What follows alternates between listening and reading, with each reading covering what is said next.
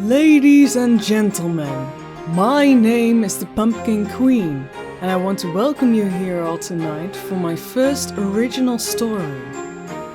So grab a seat, something to drink and something to eat, because tonight I will present to you Dream Reapers.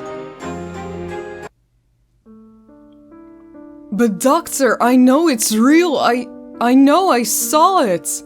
It was in my room. I've proof this time. I have had enough. This is the last time you came to me saying you got attacked in your sleep or almost died. But it's true. I woke up with claw marks on my chest. I don't want to hear it anymore. He closed the door in front of my eyes. This was the last person I could go to. You see, I keep having these strange dreams. 2 months ago, I got in a car accident. After that, my dreams kept haunting me. I started to notice it when I was at the hospital.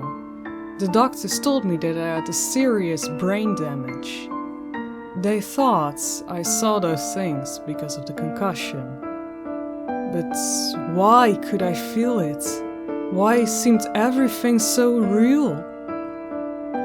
I came home and started to write them all down. Maybe there was a way to avoid these dreams. There has to be a way. I just know it. My first dream. I was awake, just sitting in my bed. Nothing weird at all. Things got creepy when a voice started calling for me. I stepped out of my room and started looking for where the voice came from. All the shadows who surrounded me seemed to move. It made me feel uneasy. Like that feeling when someone could grab you from behind at any moment. When I came into my parents' room, I felt the cold air blowing through the room. Shivers went down my spine. I don't know if it was because of the cold or the lack of the sleep.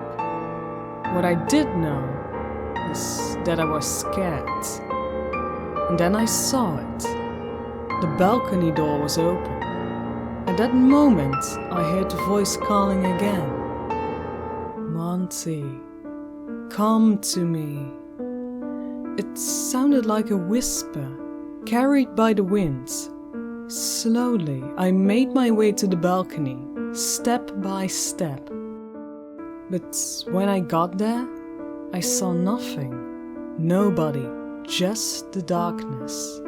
I walked to the edge to see if someone was standing in the backyard. But when I leaned over to see if someone was down there, someone pushed me and I fell from the balcony. It almost seemed like the falling wouldn't stop. I screamed of terror. My house seemed like it had grown kilometers tall. And when I finally touched the ground, I woke up. The second dream. I woke up in a forest. It was dark. I was scared. Scared of the dark. Scared of the things that saw me in the dark. Scared to be alone. It made me look around to see if there was anybody here with me. I made my way through the darkness, and when I looked up to the sky, I saw the stars above me. I also saw the tops of the trees above me. It made me feel tiny, like a prey. I attempted to get that word out of my mind, but it wouldn't go away. The feeling of being watched came to me. Made me grab my hair, wanting to pull it out, one by one if I had to. My stomach turned when I realized I might not be wrong about the situation. Slowly, I turned my head around, and my body. I opened my eyes to see nothing but trees. A feeling of relief rushed over me. At that moment, I realized I have been holding my breath for far too long. I sighed and turned back when a drop of liquid spilled over my shirt. At first I thought it was starting to rain, but when I looked up, There were no clouds at all. I slowly looked at my shoulder. When I saw it, it hit me. It was a drop of slime. I slowly looked for the place where it might have come from. Then I saw something in the darkness, hiding within the treetops. I didn't know what it was, but I was scared and my first instinct was to run and hide. I could hear the branches break behind me. It was like if it was chasing me, using the trees as a path. When it jumped, I could feel the ground shake, and I almost fell to the ground. Somebody! Anybody! Help me, please! At that moment, the beast took a jump and pinned me down on the ground. It lifted its paw, and I could only watch and hope not to die. When it came down, I screamed out of pain. The slash was so powerful that the beast had thrown me against a tree. At that moment, everything went black for a second, and I woke up. I'd written down these dreams in a notebook to keep track of them. It is like a diary of dreams, but sometimes gives me weird thoughts, you know? What if I already had these dreams before the accident?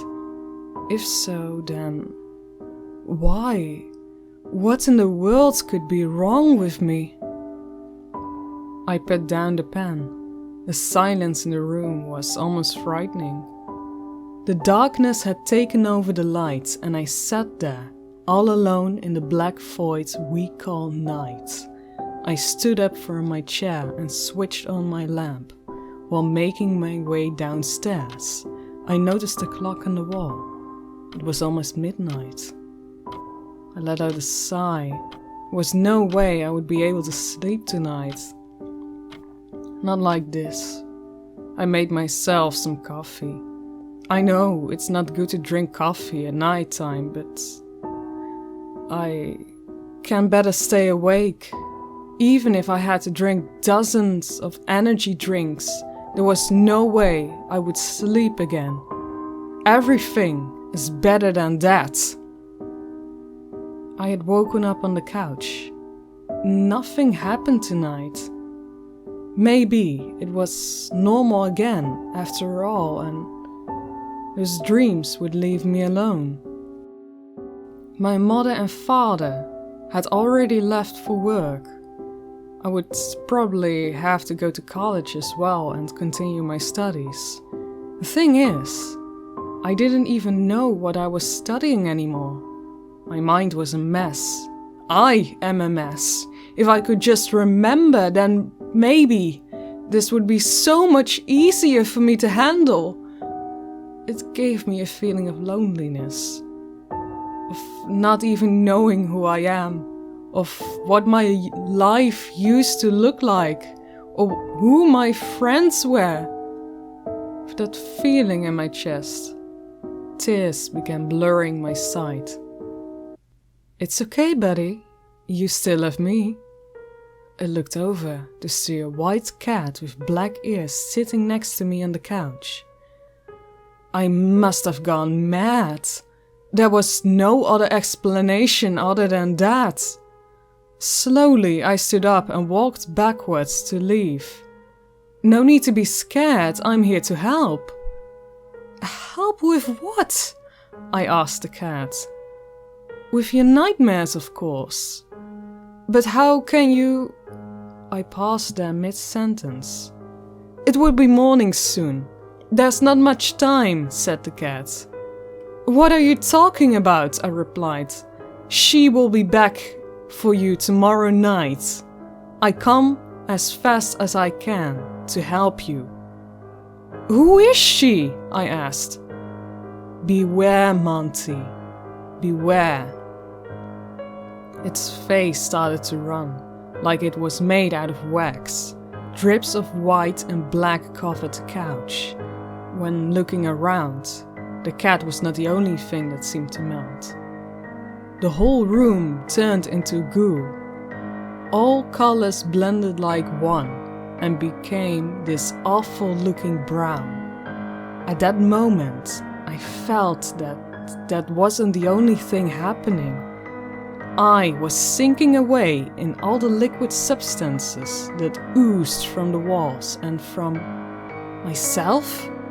I screamed for help. It was not just the things around me, it was me who was turning into goo. I felt helpless, and I saw that one of my eyeballs left my eye socket and joined the cat's skull, was floating on the liquids. I woke up, screaming on the couch, covered in sweat. It took me a second to realize what happened. And I thought I started to laugh hysterically. It was just a dream. What else could it have been? I am so stupid. These things can't be real. They couldn't. Right?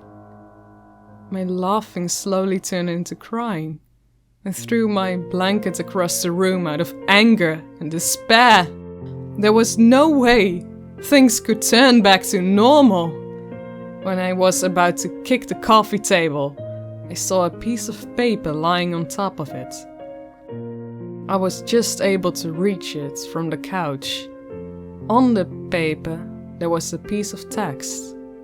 My mother had written that she would be back early in the afternoon, so we could have dinner together, maybe watch a movie. It was nice that she wanted to spend more time with me after what happened. My father, on the other hand, he had to work late and hard. I had respect for him for that. Hours had passed. My mother and I watched a movie. She said that I really used to like it and it was one of my favorites. But watching this movie felt like seeing it for the first time. It was weird, but maybe in a nice way. We're living a moment. Yeah, that is nice indeed. But sadly, my mother hoped to bring back some good memories with it, but that did not happen. I felt a bit useless, but only time can tell. Maybe tomorrow will give me a new chance. There will be a new day of trying to regain back what is mine and then, or what used to be mine. Night fell and it was time for me to go to bed. I changed into my pyjama and walked to my room, when I noticed a strange man sitting at the end of my bed.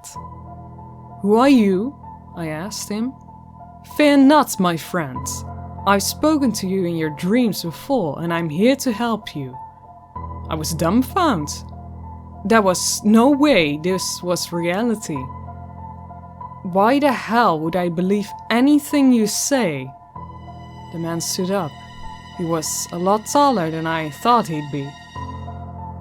"Because I'm the only one that can save you and get rid of these nightmares. Do you hear me, you brats?" I turned around and opened the door that led to the balcony. "Hey, what are you doing?" "I am going to fly." He grabbed my arm. "Do you have any idea what you're doing right now? This is not a nightmare. I am real and you are going to listen to me. Do you understand?" "Alright, so what if that is true?